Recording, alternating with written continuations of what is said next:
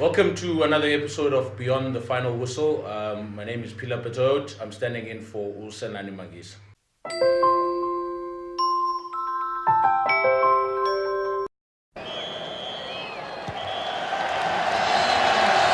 What did you see from this weekend's game that either impressed you or did not impress you? Good evening to your viewers, Pila. Well, I think my first take is that the Argentinians really hit us at our center of gravity. I think a week before, when they left South Africa, they spoke about how South Africa is the most physical team in the world. Yet, what we saw on Saturday, the Argentinians had more tenacity, more aggression, and actually bullied the box within the physicality aspect. So that's where the first call at stun came for the box. And I think what followed that is just a flurry of the 3 tries, which some will talk about referees' decisions here and there. But, I mean, post that, they actually kind of got themselves out the game. Cool. They were really in the game for 20 minutes, and then they kind of let it go. Cool. Not to elaborate too much there, Mr. Ngo. Duma?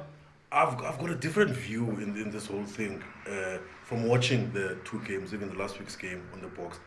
I think it was a sneeze by the box. And when the box sneezes, the whole country catches pneumonia. Yes. And we try to find a scapegoat. And there is no scapegoat. We were disorganized and we got caught. I mean, the defeat was perpetuated by what Ngo said, bad refereeing decisions as well. And the team as a whole played bad. There's no scapegoat. I know Rassi Erasmus took heat and he said it's him, his coaching. I mean, what it looked like, it was the team was not set up to play on that particular field in Mendoza. And the field is very narrow and it's very awkward to play on. Guys were getting caught out of position a lot. And I think it was just a sneeze, and I think we just need to work on it and improve in the next game. Toby, your views? You know, the first game, there were a few good glimpses of that, okay, we're improving. Our scrums were intact, everything was proper. This is last week's game now, eh? That week, the week before. Yeah. Last weekend, we got scrummed. The week before, we were dominating the scrums. So for me, we can say it's the referee, but if you were dominated in the scrums, having dominated the scrums the week before, that's going to be a big issue. You know, one of the tries came from this. In fact, a few of those tries came from the scrums, and we had a scrum as well just before halftime, on their try line where we got demolished.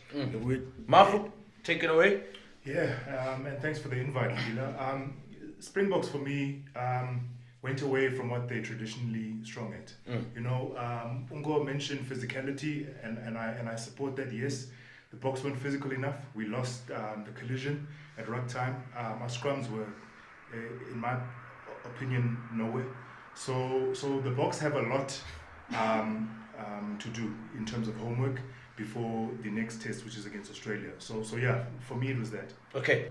At what point do we say now Argentina has caught up to the Springbok level? Because now, every time we fly over there, our record is good, yes, but we're still not coming away with points. All right? So what is your guys' take? I mean, has Argentina caught up with Springbok rugby? Not really. Let me tell you why I say that. Traditionally, Argentina has been good at scrumming. We know that. They've got the scrumming technique that is revered around the world. Even the So about the refereeing, we played most of the last bits of the first half with 14 men, because Etzebeth got a yellow card, justified yellow card. I mean that was not bad refereeing, you know. So that's why the scrum suffered, and it was very difficult to readjust after that. Argentina has caught up. We saw in Super Rugby how good the Jaguares are. They went to Australia, won New Zealand, won 4 games in a row. So they have caught up, but the Springboks should have a good enough team to vanquish the Pumas. You know, the one thing I can say is that the Pumas outplayed us. They did the basics right. I'm not saying they caught up, but we should still have a good enough team to beat the Pumas. Okay. Well, so defensively, Yes. we saw against England, when England came to South Africa in Ellis Park, 2 quick tries, our backline is in shambles. Bloemfontein, 2 quick tries, backline in shambles. We fly to Argentina, same thing happened. I mean, this is 3 games now in a row, and these 3 games, actually even the one we lost in Cape Town, was a similar thing. I don't know whether we're struggling with combinations or our defensive structures are in question. Yeah, we have a huge question mark on defense. I mean, what do you think of is the problem within the defensive structures? Well, I mean, just taking from last week now, before we go into what's happened in other games. Okay. So the difference with the tries they scored last week, the first three, other than the England games, that these ones now came from the inside channels versus the outside channels. So if you look at the first try, it was actually from an inside pass. Okay. Yes. The guilty party there was actually Francois because he was on the post there. He lazy. moved away. Okay. He didn't trust the man who's outside. He moved away, opened up. Guys went in. Okay. If you look at the second one, they got a good right shoulder. Again, they took Francois out of position, and the guy shot up, meant that Pollard had to come in and cover that channel. So those were the tries called from this week. Okay. And then the one that they scored in the second half, okay, in last week's game, was the similar errors we saw against Argentinian games, because it was also now on the outside England game. Yeah. Sorry, it was on the outside channels, and again it was this thing of Pollard coming in at his fly off, but somehow he's defending on the wing. Yes. And what really disappointed me with Pollard in that particular one, I thought he could have done a whole lot better in the 2-on-1 situation. I mean, he still had a bit of field behind him. So naturally, I mean, from under 14 level, you teach guys to track back and give the guys on your inside a chance to take the inside man. 100%. He actually committed onto the inside man, forcing Esterhuizen to actually do the harder work of getting across, which you couldn't get in time. So, I mean, I've heard about this defensive pattern that Ninaba's come with, which is causing, I think it's something about the guys tackling in. You know, what we have seen in the past couple of games, that the defensive pattern hasn't worked, okay? And from other people I've spoken to, there's a lot of critique about that particular defensive pattern. So, I mean, Jacques is the expert amongst us, so he probably knows what he's doing. So I don't know if we still give it patience or we realize that actually it worked on paper, but when you get onto the pitch, this defensive pattern isn't working. Your takes, gentlemen? No, for me, I think we've mentioned the combinations. We've had issues with the combinations for a while. So if you keep changing the combinations week in, week out, or series after series, it's going to cause a bit of a rift within the back line. Fair. So that's one of the things we need to focus on. Get our combinations right. Stick with those combinations for a while. Make sure that the guys get used to each other. Because now with the defense as well, if one is used to a rush defense and the other one is used to, shadowing, yeah, it's going to create that rift between where the inside center, the fly off, or the outside center, and the wingers. So that's where there's a bit of a disconnect within the back line. And that's one of the things we need to focus on and make sure that the back line is sync. Everyone knows what the job is at hand when it comes to defense. Fair. Sisa, uswayis uti apa ucela, but is Springboks is nigu tuba. Like, let's give them a chance. Let's give them time to find themselves, I guess. But do we have that time So in this professional era? I mean, these guys have been together now for the past 3 years, the same squad, pretty much. So Umna, I'm prepared to give them the time, in the sense that it's a new coaching staff, it's a new philosophy that they're trying to bed down with the guys. It's a new defensive strategy that they're trying to bed down with the guys. Wasn't Ninaba also involved with Kutsi at some point? So he was, ne? But now, in reality, when we watch Alistair's team defend last year, were they pushing outside in or inside out? Inside out. You see, so this year we're seeing that they do outside in. So is that Ninaba? Is that Rassi? You see, so for me, that's a question that maybe we'll get the answer to maybe later in the But line. guys, But yeah, that's what I'm seeing. But guys, I'm gonna jump in. Suez didn't even travel with the team to Argentina. So I also wanted to throw this in here, is that does Suez not being there affect the team's performance? Because like we this game, we led the game. We scored a try and then we got disorganized after that.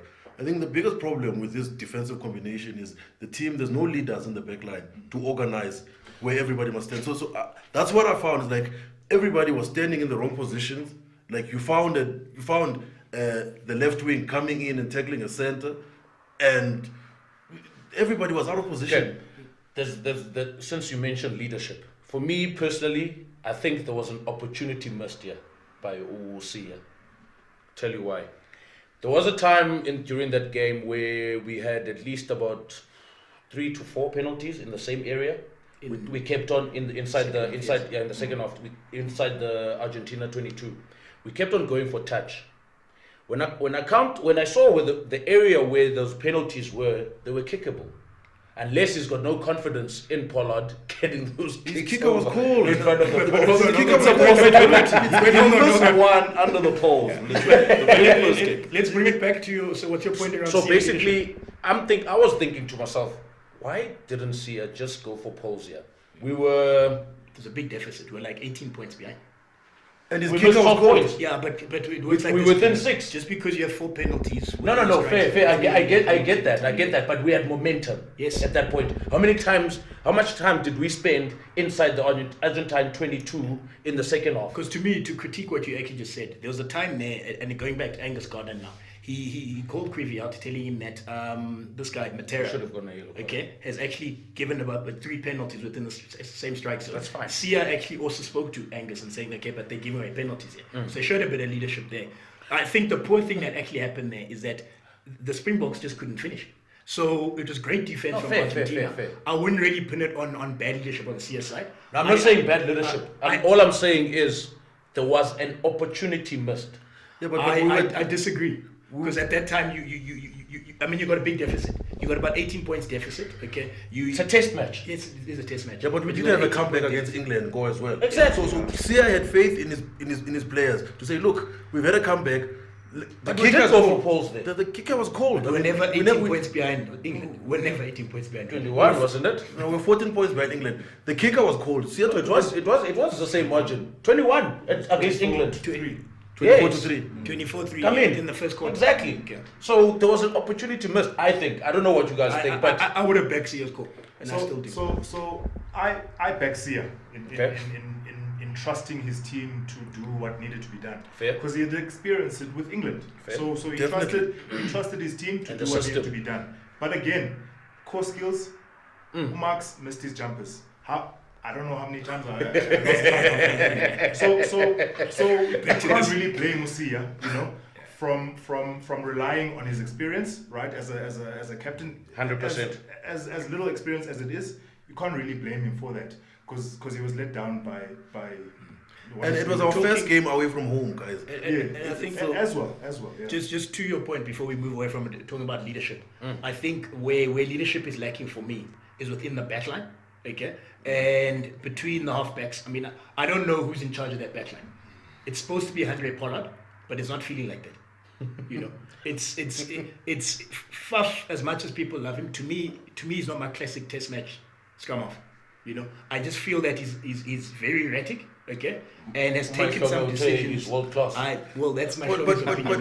Chiki, You know what I mean? what happens after? I think Faf is the best option we've got at the moment because I he gets to the disagree. breakdown quickly and he dishes the ball. Now, my problem is what happens after Faf sometimes is just a car crash because what we do with the ball, we take these decisions. We've got forwards coming in with the backs, and then what happened on Saturday was that we lost the ball a lot of times within those exchanges. It's going back to leadership. So what I'm know, saying, you know, who's in charge of the backline? But we were also lacking the basics in that game as well. A lot of Because I remember it was the first 2 minutes or 3 minutes. There was a 2-on-1 situation where I'm dummied and he went straight into the man. straight into the man. Mapimpi was alone on the outside. Great time. And again, second time, I'm past the forward pass. Forward pass. So those are small things that, those 2 tries. Usisa mentioned Malcolm Marx, and someone also brought this up on the social media platform, tagging me in one of the tweets. He said, "But if Marx can't throw in the lineouts, what else is he good at?" Guys, let's not overreact here, guys. I know. Whenever the Springboks play badly, we try and find a scapegoat. And I said it to begin with. Marx. My problem with the team is that it was an awful performance overall from the team, top to down, basics, and I think the problem was preparation. I don't know if Sway's not being there as part of the team, as he being one of the assistant coaches, didn't help as well. But it looks like that team was not set up to play on the day. They did a lot of things that they shouldn't have done. They missed a lot of basics. They were disorganized. So Marx had a bad game. And that team, remember now, that team hasn't played together. Marx wasn't part of the team that prepared against England in June. No, fair. And Etzebeth just came into the But team. Umbonam was. Look, guys, Bongi has got a place in that team. Bongi has got a place in that team. Look, they played obviously last week in Durban, and it was better than what it was last week. Let's not rush into conclusions. Let's just give him another chance because he's been the best player in the country thus far. Let's give him the benefit of the doubt after this loss. For me, the reason why I mentioned individuals is because I don't know if it was the post-match interview or one of the post-match interviews. I heard Urasi say, "Listen, we prepared for the game as best we could. We told the guys what to do, but when they got onto the field, that didn't happen. They totally went off script, right? I might be ad-libbing here and there, but his point was they totally went away from the plan that he and his backup staff prepared, right? Hence, I'm saying individually, there's a few guys in the team that and Marx is unfortunately one of them. You know, great player on his day, but he missed. Crucial lineouts. Crucial lineouts at crucial times. Hence, the momentum was always shifting back to Argentina. Yeah. So talking about, adding to your point, when I start talking about having a plan, I mean, Mike Tyson has said before that every fighter has a plan before he gets hit in the face, you know. And we got onto the face. And let me break it down, guys. We got hit in the face. First of all, if you saw the first encounter between Matera and Etzebeth, Matera took it to Etzebeth. After being offside and tackling Pollard, he then got up and threw the ball and took on Etzebeth. So that was one thing, asserting himself physically, okay? Then when it came to the loose trio in terms of retain regain, they really slowed down our ball. They really spoiled our ball. To me, Matera had a great game for Argentina today. So that's the second thing they did. Dominated the court. Thirdly, what they did very well is that they rushed us on D and they tackled us back. So they're tackling us offensively. Now, when you hit us offensively, it means I can't pass because I've got no one to pass to.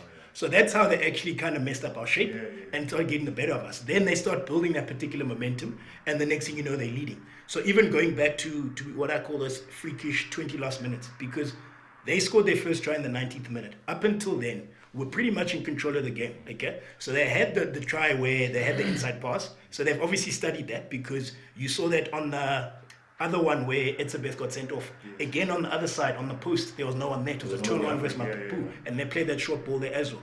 Then the right shoulder again, they took low out, and they played that short line. So to me, it looked like a team that had prepped themselves for what they were going to do, and they executed better than us. Then I think another key variable that took place is that on their side, Sanchez really controlled that game. I mean, he took that game and he owned it, which was something lacking on our side with Andre Pollard, you know. So to me, as much as you have a plan, once you get on, I mean, the other teams also got a plan.